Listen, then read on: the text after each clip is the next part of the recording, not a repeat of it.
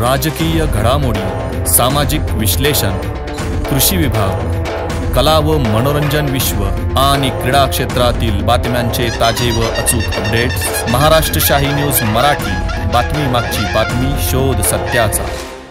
प्रिय ग्राहकांनो, लग्न कार्य समारंभ संसूत जवळच आली आहे। नवीन वस्त्र खरेदी करू इच्छित आहात तर मग आपल्यासाठी खास ऑफर व उत्तम क्वालिटी व दर्जेदार कपड्यांचे विश्वसनीय दालन Aditya collections and sari centre Sakurphata. इथे महिला मुलींसाठी आकर्षक dresses, 3 piece, jeans top, cord set, ladies wear, पुरुषांसाठी gents wear, jeans, T shirt, suiting, shirting, jacket, blazer, kurti, blanket, चादर, बेडशीट, पायपर, स्वेटर, जर्किंग, गरम कपडे स्वस्त आणि मस्त, क्वालिटी जबरदस्त। लग्न कार्यासाठी ग्राहकांना 900 साड्या होलसेल दरात, प्रत्येक खरेदीवर 10 ते 25% भरघोस अशी सूट। तर मग आजच भेट द्या आदित्य कलेक्शन साकुरफाटा। आमचा पत्ता पुणे नाशिक राष्ट्रीय महामार्गावरील उड्डाण पुलासमोर, साकुरफाटा, गुंजारवाडी पठार, तालुका संगमनेर। प्रोप्रायटर कैलाश गांजे पाटील।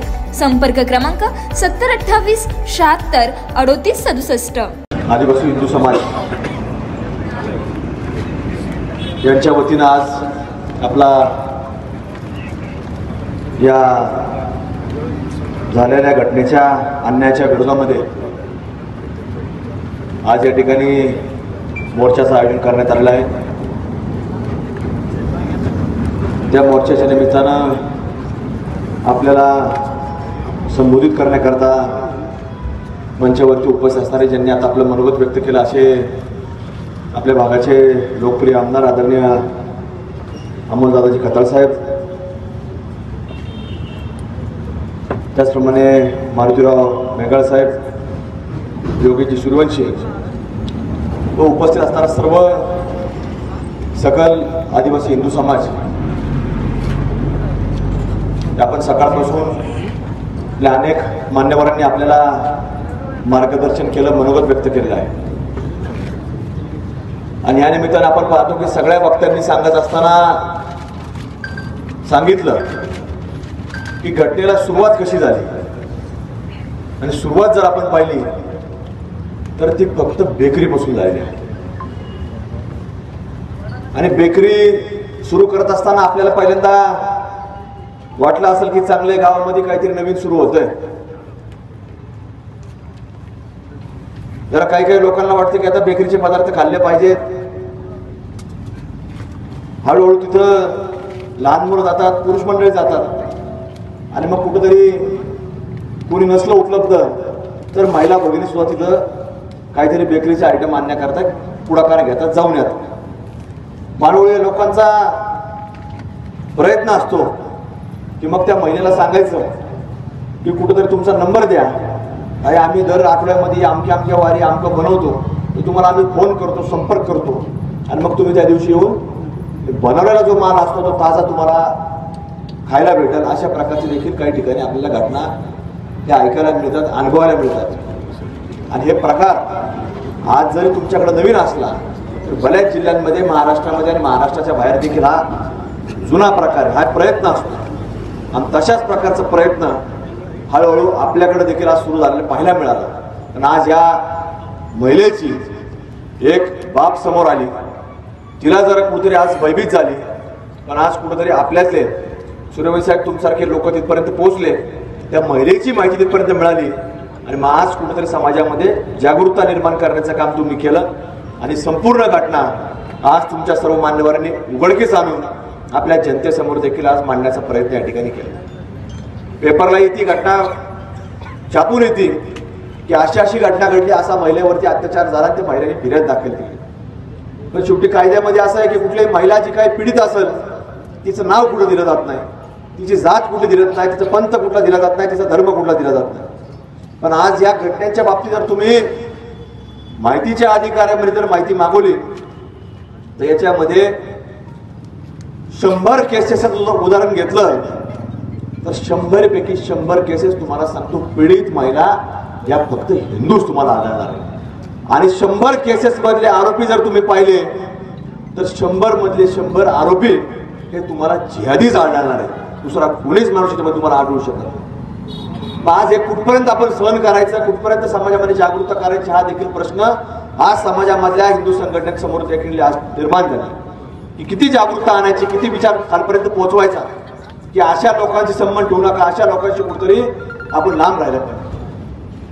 आता त्याच्यामध्ये एक आरोपी आपण पाहिलं की एक बाहेर राज्यातला पण तो आपल्यातला. आता तो आपल्यातला फक्त शरीराने राहिलेला आहे. त्याची जरी शारीरिक तो जिहादी नसला तरी आज मानसिक खतना त्याची झाल्यामुळेच त्याने आज हे कृत्य करण्याचं धाडस त्या दुसऱ्या आपल्यातल्या आरोपीने आज केलं आहे. पण तो शारीरिक नाही पण मानसिक त्याची घटना निश्चित रूपाने झालेली आहे म्हणून तो तिथपर्यंत जाऊन पोहोचलेला. कारण आपल्यातल्या आपण व्यासपीठावरच्या लोकांनी सगळ्यांनीच सांगितलं की आपल्यातली लोक त्यांना मदत करतात. आपल्यातली म्हणजे कोण असतात हे मानसिक खतना झालेले लोक असतात. जसं आपण म्हणतो ना एखादा मनोरुग्ण आहे तसे मानसिक खतना झालेले लोक असतात. हे प्रयत्न करतात की आपल्यामध्ये कुठेतरी झालं नाही पाहिजे, असं नाही झालं पाहिजे. हरकत नाही, आपली देखील तीच भूमिका आहे की कुठल्याही समाजामध्ये ते निर्माण झालं नाही पाहिजे. कुठल्याही शहरामध्ये कुठल्या एखाद्या छोट्या गावामध्ये सामाजिक सलोखा नीट राहायला पाहिजे.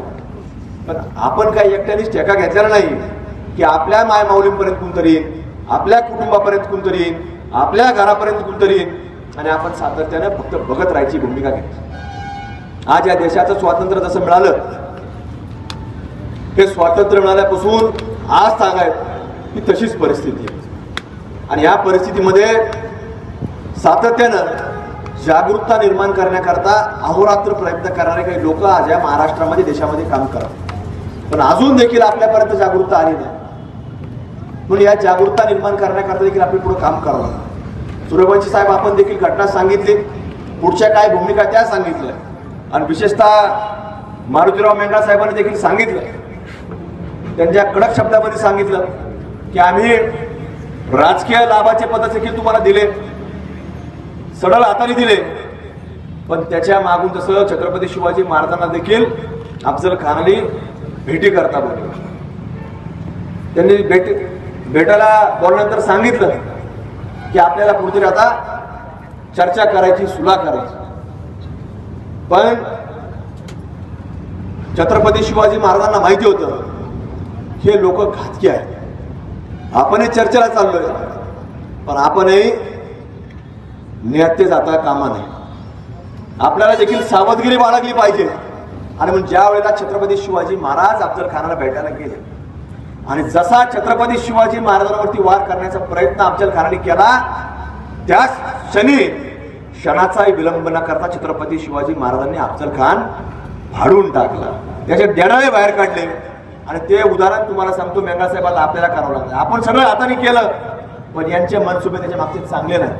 आज त्या सत्तेच्या गादीवरती विराजमान झाल्याबरोबर गावागावामध्ये तुम्हाला सांगतो की असे कुठेतरी अनधिकृत थडगे असतील, अनधिकृत मस्जिदी असतील, अनधिकृत मदरसे असतील, हे सगळं उभारायचं काम यांचं सातत्याने चालू.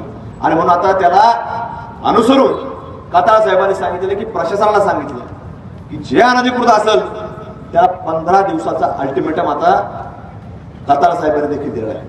त्यामुळे प्रशासनाने याच्यावरती बारकाईने विचार करण्याची आवश्यकता आहे. आणि जरी 15 दिवसामध्ये काढले नाही तर त्याचा पाठपुरावा करण्याची जबाबदारी आपल्या सर्व इथालच्या सर्व बांधवांची आहे. त्याचा पाठपुरावा आपण केला पाहिजे. शेवटी आम्ही सगळे मंडळी त्या ठिकाणी गेल्यानंतर कामामध्ये असतो. पुढच्या पुढे गेलो काहीतरी काही वेगवेगळे विषय सातत्याने चालू असतात. पण तुमच्या सर्वांचं काम आहे त्याचं पत्र पोलीस प्रशासनाला देणे, त्याचं पत्र तहसील कार्यालयामध्ये देणं, तिथलं पत्र ग्रामपंचायत पर्यंत पोहोचवणं, त्याच्यावरती त्याचं उत्तर घेणं, हे सातत्याने पाठपुरावा ठेवावा लागतो. आज आपण पाहिलं की वर्षानुवर्ष भारतवासियांचं स्वप्न होतं की हे राम मंदिर उभा राहिलं पाहिजे. पण ते काय लगेच राहिलं का? नाही राहिलं. त्याला अनेक वर्ष संघर्ष उभा करावा लागला. आणि त्या संघर्षाच्या माध्यमातून 2024 मध्ये आपल्याला त्या मंदिराची निर्मिती झालेल्या पाहायला मिळालं. प्रभू रामचंद्राचं मंदिर त्या ठिकाणी उभा राहिलं आणि अयोध्येमध्ये प्रभू रामचंद्र विराजमान झाले. पण हे सगळं होत असताना याला फार मोठा संघर्ष उभा करतो. आज आपल्याकडे गावामध्ये देखील प्रत्येक तालुक्यामध्ये असेल, गाव खेड्यावर असेल, एखाद्या वाडी वस्तीवर असेल, आपल्याकडे पठार भाग आहे. आणि पठार भागामध्ये आता आपल्याला पाहिलं तर ही लोकसंख्या अचानक रातोरात वाढायला लागली. हे लोक बाहेरून यायला लागले. आज जिथं जिथं आपल्याला काही संशयास्पद आढळलं, पोलिसांना जरी तुम्हाला डायरेक्ट सांगायचं नसेल तर आमच्यासारखे काही कार्यकर्ते आपल्यापर्यंत असतात, त्यांना आपण सांगितलं पाहिजे. आज मारुतीराव मेंढांनी सांगितलं की आज त्यांचं नाव आता आपण जर पाहिलं तर मारुती. मारुती म्हणजे काय? हनुमान. आणि हनुमान काय असतो? संकट मोचन. त्यामुळे तुमच्याकडे एवढं मोठं संकट मोचन असताना तुम्ही कोणालाही घाबरायची काही आवश्यकता तर राहिलेली नाही. आणि त्यांनी जाहीर भूमिका घेतलेली. त्यांनी काय कुठेतरी मागून येऊन सांगितलं नाही की आमचं पाठिंबा आहे, तुम्हाला मी स्टेज टाकून देतो, तुम्हाला माईक लावून देतो, तुम्हाला बोर्ड लावून देतो, पण मला काही तिथे आता यायचं नाही, मला मताचं राजकारण. त्यांनी जी भूमिका घेतली ती जाहीर घेतली. आणि म्हणून जाहीर भूमिका घेणारे लोक हे समाजामध्ये कुठेतरी आज महत्वाचे लोक असतात. आणि म्हणून असं संकटमोचन आज आपल्या समोर असताना आज आपल्याला कुठेही न डगमगता आपल्या विचारांच्या पाठीमागून उभं राहणं गरजेचं आहे. तुम्ही इथपर्यंत मेंगाळ साहेबांपर्यंत सांगा, ते खताळ साहेबांकडे पाठपुरावा करतील. या संपूर्ण बाबींचा छडा लावण्याचं काम, त्याचा पाठपुरावा करण्याचं काम हे आपल्या सर्वांसमोर करणार आहे. म्हणून आज हा समाज जागृत करणं. आज आपण सांगतो की आदिवासी समाज हा पठार भागामध्ये राहतो, हा वाडी वस्तीवर राहतो, हा जंगलामध्ये राहतो, पण अनेक वेगवेगळ्या प्रकारचे जनावर तिथे असतात.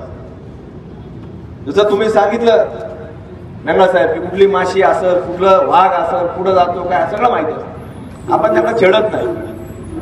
तशी ही जी आहेत ते कुठलाही व्यक्ती वाघ नाही, हे वेगवेगळ्या जातीतले सापांचे प्रकार आहेत. आणि जास्ती करून जर आपण पाहिलं तर हे साप हिरव्या जातीचे जास्त आहेत. आणि या लोकांना त्याचं काही घेणं देणं नाही, कुठल्याही जातीचा हे बघत असतात. साप आला गेला, घरातून बाहेर येतो जातो, हे सगळं बघत असतात. पण हे लोक ठेचतात कोणत्या सापाला? जो यांच्यावरती फणा काढन त्याला ठेचून काढण्याचं काम हा आदिवासी समाज करत असतो. आणि आज ती वेळ आलेली आहे की आता हा हे साप हे फणा काढायला लागलेले, घरापर्यंत यायला लागलेले. म्हणून आपल्या सर्वांना जागृत राहण्याची आवश्यकता आहे. कुठंतरी आपल्या सर्वांना संघटित होण्याची आवश्यकता आहे. आज आपण पाहतो की आता निवडणुकीचं पर्व हे आता हळूहळू सुरू होईल. नगरपालिकेच्या निवडणुका असतील, जिल्हा परिषद पंचायत समिती असतील, हे जरी राजकीय व्यासपीठ नसलं तर या सगळ्या बाबींचा विचार आपल्याला करावा लागतो. आज जसं तुम्ही मारुतीराव आपण भूमिका घेतली की आपण त्या पदापर्यंत काही लोक बसवले, हे तुम्हीच एकट्याने बसवले असले, सगळ्यांकडून ते घडतं, चुकून घडून जातं. कारण एवढी विश्वासार्हता ती आपल्यापर्यंत निर्माण करतात की आपण त्याच्यामध्ये आपल्याला वाटतं की हे सगळे आपले लोक आहेत, हे कुठेही चुकीचं काम करणार नाही. आणि एखादी अशी घटना घडती आपल्याला वाटतं चुकून घडली असं, हे एकदा नाही 10 नाही, मला वाटतं तुम्हाला सांगतो 50-100 वेळा आपल्याला वाटतं चुकून घडलेलं. आणि तुमच्यासारख्या भूमिका हे शेकडो लोकांनी महाराष्ट्रभर केल्या, आमच्यासारख्या लोकांनी केल्या. पण हळूहळू जाणवायला लागला तर किती दिवस चालणार? आपल्या याच्यावर जर आवाज उठवला नाही, आपण सातत्याने याच्यावरती पांघरून घालत बसलो तर हे पाप आपल्याला सुद्धा लागल्याशिवाय राहणार नाही. आणि म्हणून पापाचा जर आपल्याला प्रायश्चित करायचं असेल तर ही भूमिका, हा आवाज आपल्या प्रत्येकाला उठवावा लागणार आहे आणि समाजाला जागरूकता निर्माण करावं लागणार आहे. म्हणून आजचा कार्यक्रम देखील त्याचाच भाग आहे. संख्या किती ती कुठे इथे हजारो आले, लाखो आले, तो भाग महत्वाचा नसतो, पण समाजामध्ये किती लोक जागृत झाले हा सर्वात महत्वाचा भाग आहे. आणि म्हणून आज एखाद्या गाव खेड्यामध्ये एखादी घटना घडती, पण तुम्ही इथं बसलेले लोक आहेत, तुमच्या माध्यमातून आज हजारो लोकांपर्यंत ती जागरूकता निर्माण होणार. काही लोक खोटं नावं सांगतात. जसं तुम्ही सांगितलं की बेकरीचं नाव खोटं असतं, दुकानाचं नाव खोटं असतं, माणूस आतमध्ये मालक वेगळा, तसं नाही. हे फक्त इथपर्यंत मर्यादित नाही, हे तुम्हाला सांगतो. आता अशी आता ह्या बांगलादेश मधून लोक इथपर्यंत आलीत. आमच्याकडं पोलीस स्टेशनला, नगरच्या आजूबाजूच्या पोलीस स्टेशनला अधिकृत पोलिसांनी पकडून त्यांच्यावर FIR देखील दाखल केला.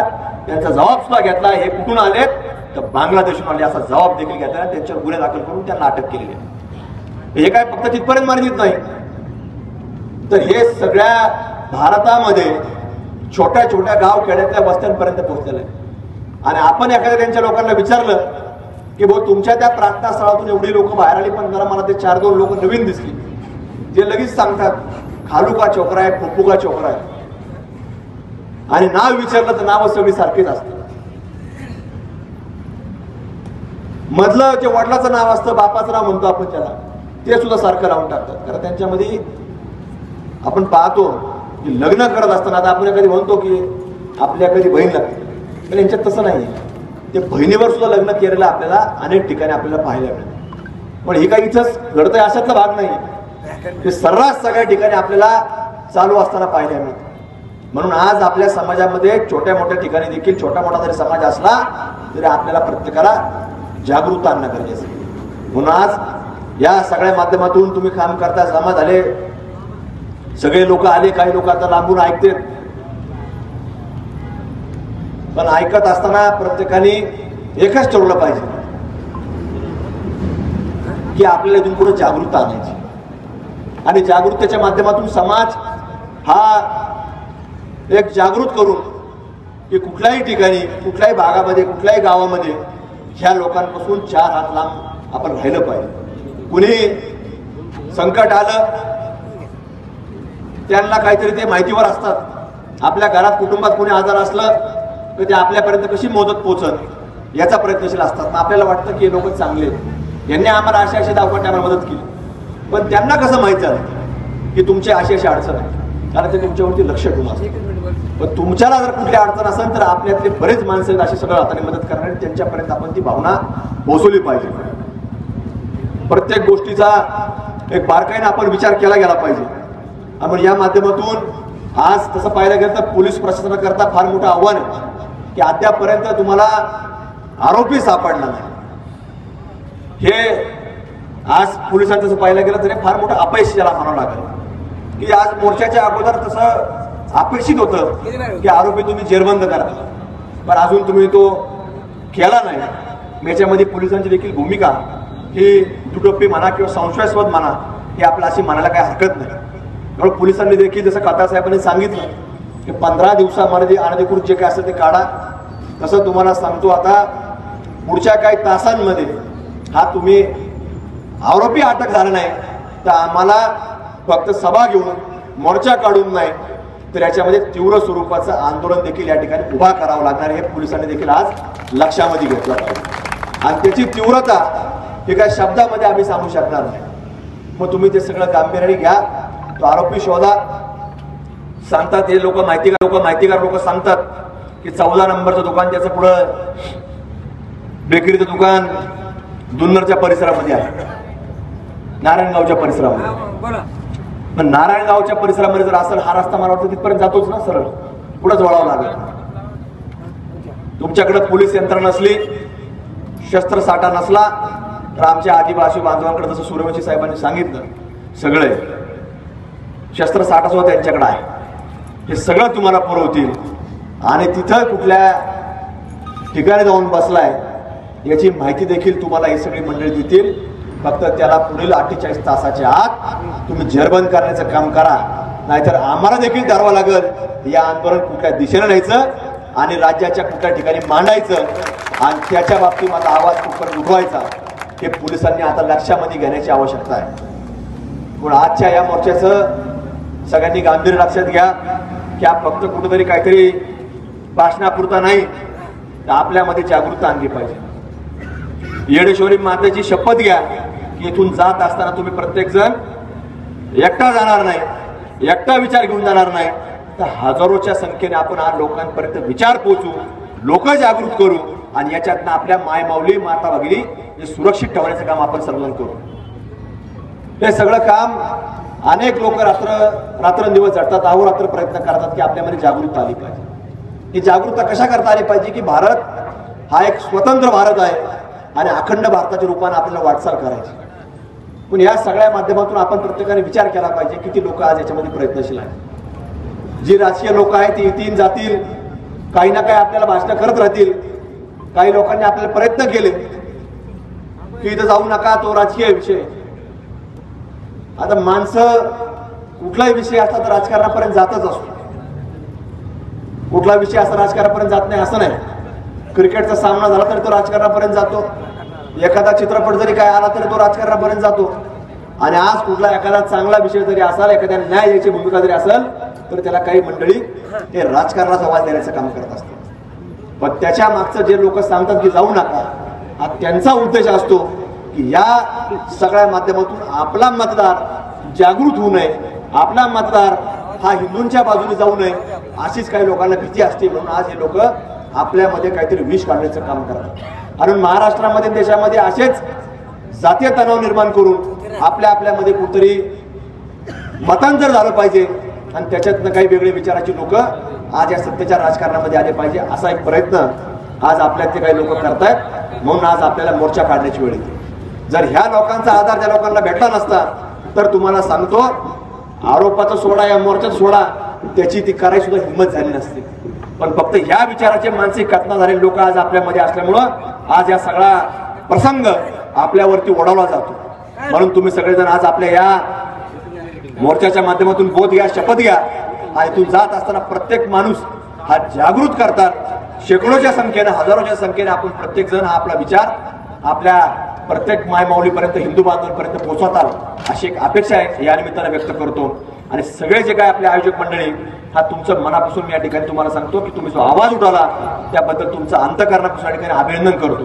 कारण तुम्ही जर आवाज उठवला नाही तर या घटना लोकांपर्यंत पोहोचणार नाही, समाज जागृत होणार नाही. तुम्ही जर आज चांगला प्रयत्न केला, समाज जागृत केला, समाज हिताकरता, धर्म कार्य करता आज तुम्ही जो वेळ देताय हा कुठल्याही राजकारणाकरता नाही. आज ही लोक जी काम करतात यांना कुठली निवडणूक करायची नाही, यांना कुठल्याही पदाचं राजकारण करायचं नाही, पण तरी देखील समाजाच्या हिताकरता भारत हा जसा स्वातंत्र्य मिळाल्यापासून आजही सातत्याने धगमगत असतो, तर त्याच्या शांततेकरता आज ही जी लोक वेळ देत आहेत तर या सगळ्या लोकांचं वेळेचं आज आपण कुठेतरी भान ठेवलं पाहिजे. त्यांच्या समर्पणाचा आज आपण विचार केला पाहिजे, आपण प्रत्येकाने जागृत झालं पाहिजे. हीच भावना आजच्या या मोर्चाच्या निमित्ताने व्यक्त करतो. आणि आज आपण सर्वजण गावातली मंडळी ही जी काय आज पुढाकार घेतलाय, आपल्या विशेषतः आपल्या समाजाने जो काय पुढाकार घेतलाय, तर आपल्या समाजाच्या सर्व लोकांचे मी या ठिकाणी अंतःकरणापासून आभार व्यक्त करतो.